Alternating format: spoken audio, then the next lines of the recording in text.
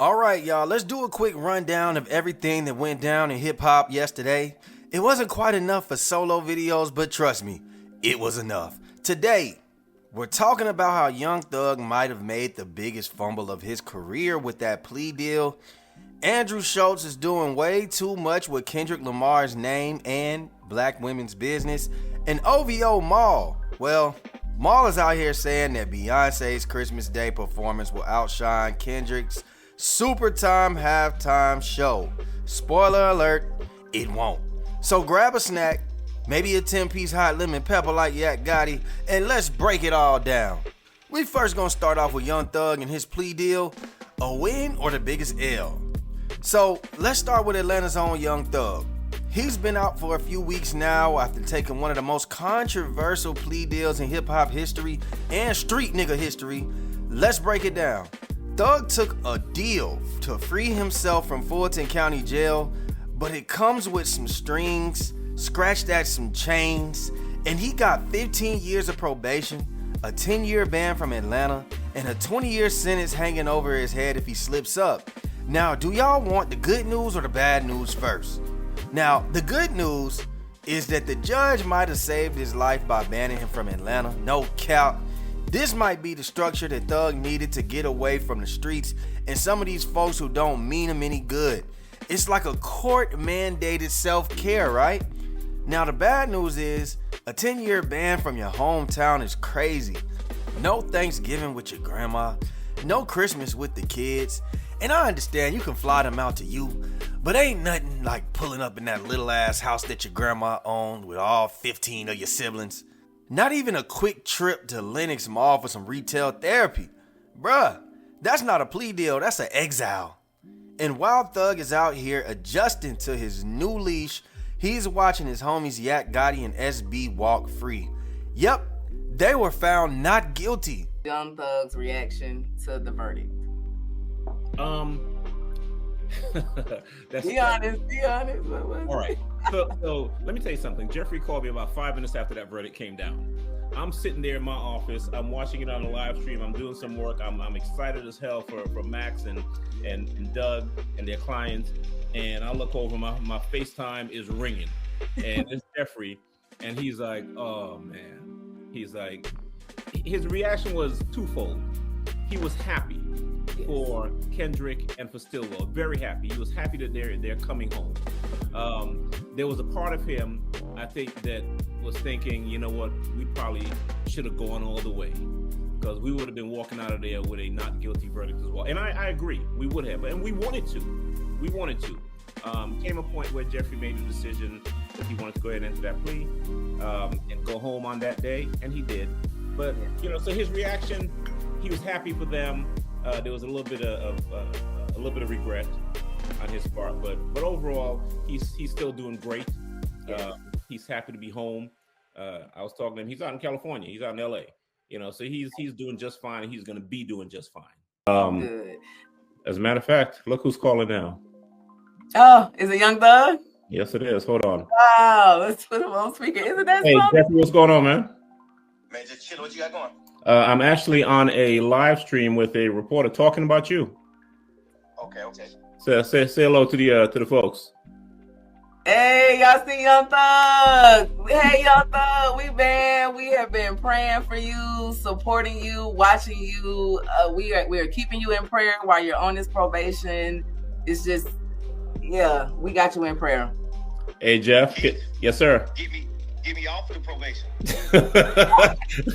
And let's not forget, Yak Gotti got exposed for snitching over a 10-piece hot lemon pepper combo from American Deli. The footage is out, and I don't see Thug saying, Yak Gotti, don't be my friend. The 10-piece was crazy, man. That's true Atlanta energy. So now Thug's probably sitting there like, damn, if I stayed solid, I might have beat the case. That boy let Fulton County trick him into a Hail Mary plea. Seriously, I bet the prosecutors laughed and wiped sweat off their foreheads as soon as they walked out the courthouse with that last-minute plea deal. Here's the wild part. Even Thug's own lawyer and his father told him to stay in jail and fight. His legal team was like, bro, we're winning, just hold tight. But Thug, being human, made an emotional decision, thinking he had another 4 months of trial left, just for Yak and SB to get out 3 to 4 weeks later. That he's going home. I feel great that he's going home, but at the same token, I still wanted to fight. But that's his decision. That's his decision. You know? Do you live here in Metro Atlanta? Yes, I do. So how does it feel to hear that he's not allowed to be in Metro Atlanta? I'm totally against that because this is where he's from. You know, and to have a district attorney take that away from him that isn't a resident from here. She's from another state, you know, and to see her take a man away from where he's from to have to go live somewhere else, that's offensive to me. I'm really offended by it. Look, I get it.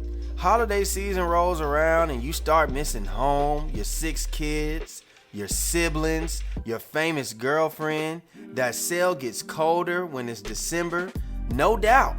But now the jury is coming out just to say, if it was up to them, Thug would have walked free. This just adds insult to injury. They went into description how Lil Woody was attached to everything, and solid pieces of evidence were missing. They wanted what they wanted. Nobody else really cared. I think this whole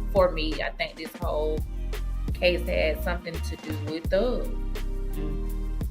That's who they wanted. Yeah. The little fishes to them. Okay, I mean, you know, come on, y'all. I got you. But that's collateral damage and stuff like that. And to be honest, like the way that they presented him in his trial, it honestly made me look at him like she said, and they wanted him to kind of look in like this negative light. But I saw somebody who kind of, you know, pulled himself up, you know, got himself out of the position that he was in and tried to help other people around. So, I mean, it actually shined a more positive light in my eyes than what the state was trying to present. So, you know, I wish him continued success with everything. So generally speaking, how did you guys feel about the lyrics being used? But then 225, what did you think? What was happening when the request came out for the songs? We'll let 225 be. I mean, for me personally, I didn't care about the lyrics. Like, I mean, I grew up listening to Eminem. He killed his wife in like 5 songs. So, like, to me, it was art. Like, I can't necessarily say that somebody doing like what they say in their music is what they're actually doing. So, like, I didn't put much weight on the lyrics. But I will say asked him about hip hop superstar Young Thug. The rapper and 3 others pled guilty in October. But what if he had decided to take his case to the jury? From what I was looking, as time was going on, I did not see anything connected to him throughout the course of the case. During the trial, at the end of the day, Thug folded. It is what it is. Not as a snitch, but as someone who let his emotions guide a critical decision. And to make things worse, his lawyer Brian Steele is out here filing motions to try and change the workings of his probation so he can frequent Atlanta as he sees fit, even live here to be closer to his family and the industry. Imagine having to request permission to visit your own city. Probation is wild. I hope it works out for him though. Good day and good luck, Thugger. Now let's get on Andrew Schultz versus Kendrick Lamar, or really, just Andrew Schultz. Now let's talk about Schultzy, because yesterday's video that I did on him got a lot of attention. I sure appreciate that. Check on the link down below and watch it if you haven't.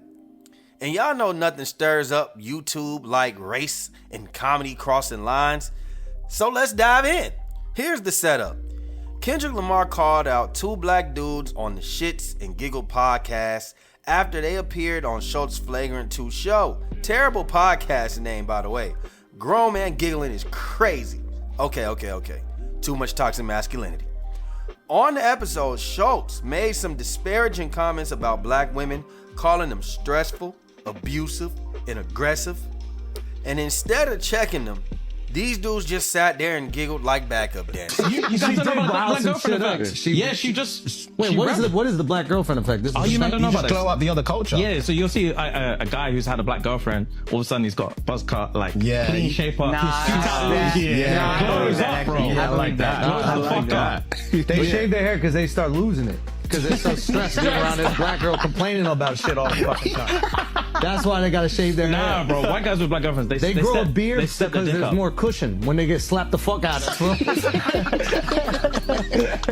That's hilarious.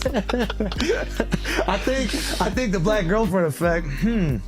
It might be a protective instinct, bro. You think? Protective. Yeah. Do you guys have you ever had black girlfriends? Yeah. Have you ever had white girls? Yeah. Yeah. Oh wow. Okay. What's your favorite?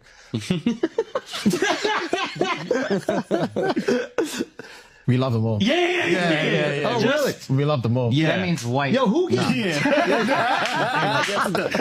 That means what? No. Translation. Kendrick fans? Get him! Now, it wasn't their show. I understand that.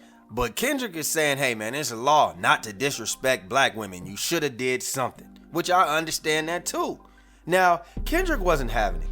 He painted them as sellouts on whacked out murals, calling them out for folding harder than Young Thug in a plea deal. So what does Andrew do? He doubles down in the weirdest way possible. Kendrick said, stop disrespecting black women, and Andrew came back with, mind your business, boy, or I'll take that butt. You didn't go in on Snoop Dogg for those misogynistic lyrics from 1993 when you were only 6 years old. Like, what? True. Listen, nobody has respected women more. Through art. Yes. Than rappers, okay? Absolutely. So I completely understand how a rapper could look at a comedian telling a joke and be like, yo, y'all need to switch that shit up. Yeah. How dare y'all keep saying your wives are annoying? Be more like us and, bitches ain't nothing but hoes and tricks. I beat my bitch with a stick, what? You can lick on the nuts or suck the dick. I beat my bitch with a stick, what? Did you just think of that? That's a real lyric. Oh wow. Yeah, that's a real... Like, first of all, Kendrick's people and the gang affiliate, everybody, his security, they will kill me. They will destroy me. They'll find me in the street. They'll fucking cut me up. They'll shoot. They'll do whatever. I'm not a tough guy. Y'all do. But just Kendrick, I would make love to him. And there's nothing he could do about it. Just Kendrick Lamar, I would make love to him. And the only thing that he could do is decide if it's consensual or not. That's the only thing he could do. If it's me and Kendrick, this is about physics. It's about physics. I don't even know if I'll get hard. But if we're in a cell, there's a chance that if we're in a cell and we're bored and we done tattooing each other, whatever you do in the cell, and we ran out of board games and we did all the other things, we cleaned everything, and I'm like, man, I might as well fuck you. There's nothing he could physically do to stop that besides put his legs in the air and choose a position. Maybe I'll let him choose a position. Why are you pulling this picture up, Mark? That's not even comedy. That's just creepy. Schultz really went from being edgy to being downright bizarre. I'm talking about buck breaking. That's what we're joking about. Meek Mill and TDE's Punch both clapped back, and they weren't holding back. Punch would tweet, wait. I know as a black man who's involved in hip hop music that we are a bit slow and really don't understand sarcasm and humor, but did my guy just say that he wanted to sleep with Dot? And Meek was heated. He said, white man saying they'll rape the black man openly is extreme, yo. And they saying it's just a joke, but black manhood is not a joke.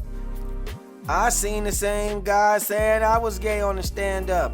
My white friends was like, it's just a joke. We don't joke like that, man, in the black community at all.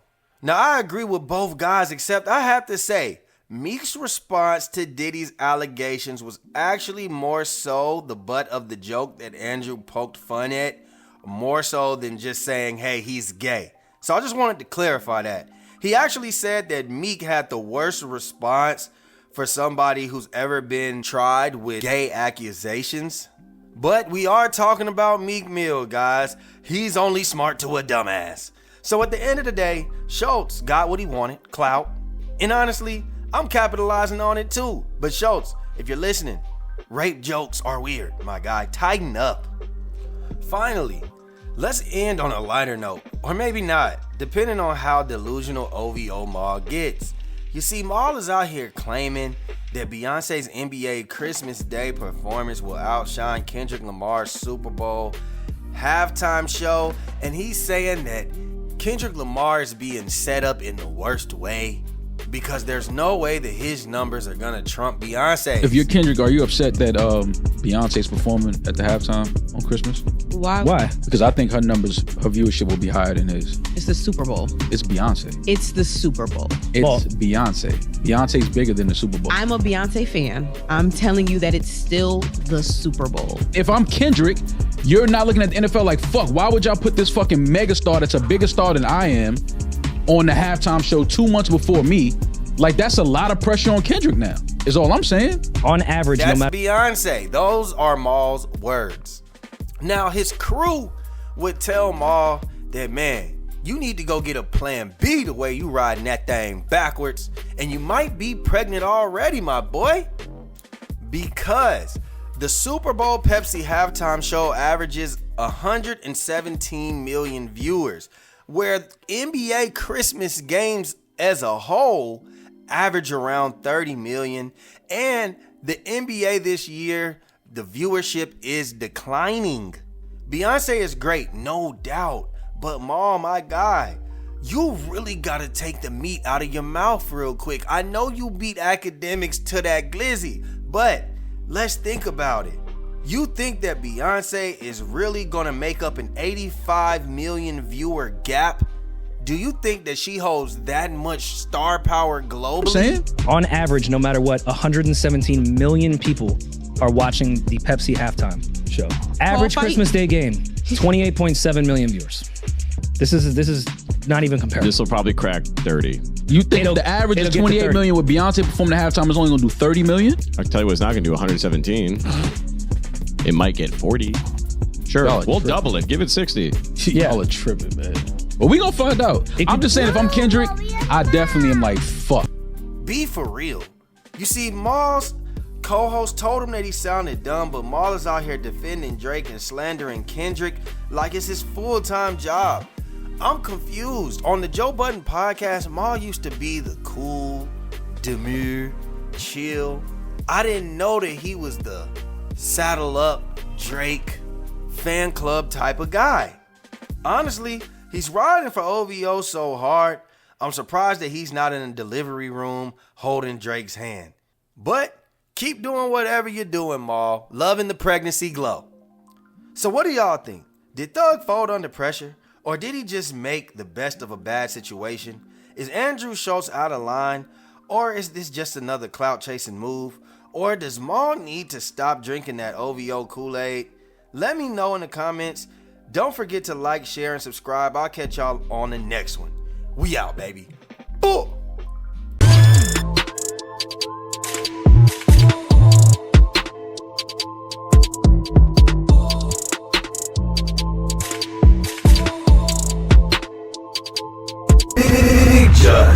LaFlare. It's him.